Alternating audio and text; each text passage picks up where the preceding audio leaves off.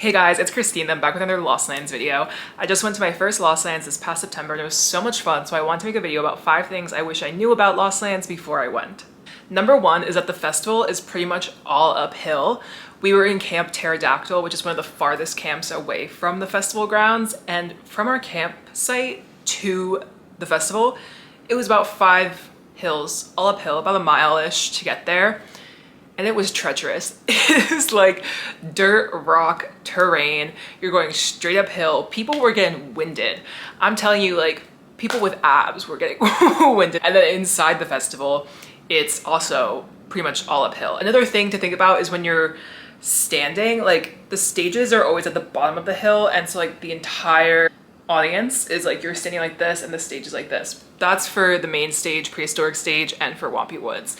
So my toes were hurting because you're basically standing like this the entire weekend. The smaller stages are also like this, but not as dramatic, I think, as like the big stages are. Consider that when you're packing your shoes. I wore Hoka's all weekend and my feet never hurt once except for my toes when I was standing like this for like long periods of time at like one stage and not moving. I saw people in demonias and like heeled shoes, and although they slayed their outfits, you could tell they were hurting and they were not having fun. So just wear sneakers. You will thank yourself, your feet will thank you, and you'll be able to party all night way longer than if you were wearing heels, and maybe get some cardio in before you go. Number 2 is that there are secret rooms and secret activities. I knew about this before I went and I had it on my bucket list that one of the things I wanted to do was get into one of the secret rooms, find one of the secret activities.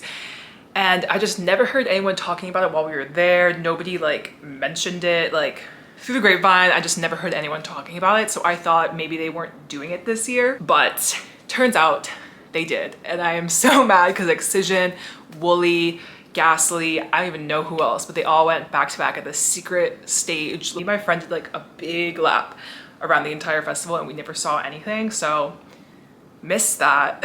Apparently there was also like a secret jungle thing. I didn't hear much about that. I saw like 1 or 2 videos, but don't know where that was either. Definitely, if you're interested in finding the secret rooms, definitely get to the festival early on Friday. Maybe go inside early before like the sets you want to see, so you can do a big lap around and like find things, see things. I don't know how everyone found it, but they did. So just be extra thorough when you're taking your lap around the festival. Number 3 is that there's always so much space to sit down. I'm used to like Ultra and Izu and like all those festivals where like nobody really sits down, and even if you wanted to, like you couldn't see the stage from where you're sitting. So I loved Lost Lands because you could sit down pretty much anywhere almost and like see the stage because it is uphill and like at the bottom of the hill. So there were just so many opportunities to sit down, and like you're mosh pitting all day, you're headbanging all day. You get tired. It gets really tiring, especially if you're camping and you're walking back and forth all the time, uphill, downhill. You're gonna want to sit down.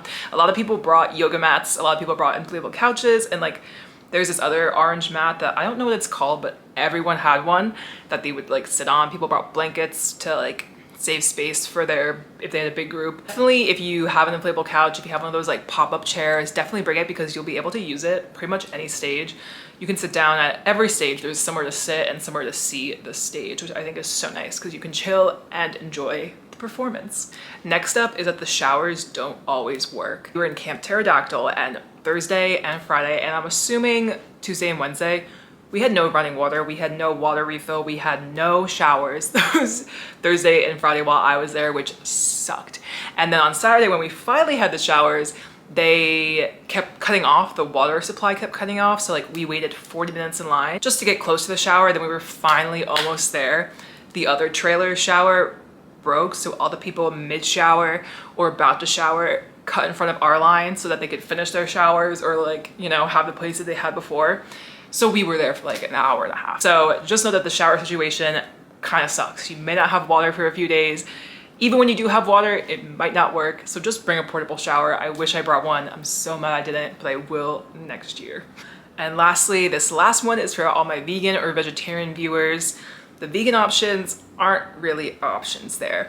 I'm vegan, I've been vegan for 8 years, and I pretty much expect, it's 2023, I expect most places that if you're offering a vegan option, it's gonna be a meal or like something that's actually filling. Pretty much every stand had vegan options available on it. Half the time, they didn't actually have any options and you weren't allowed to substitute, so there was no option. That's the part that made me so mad. I was like, why do you even have this on here? So many places had like vegan option, then you go up and you look and you can't.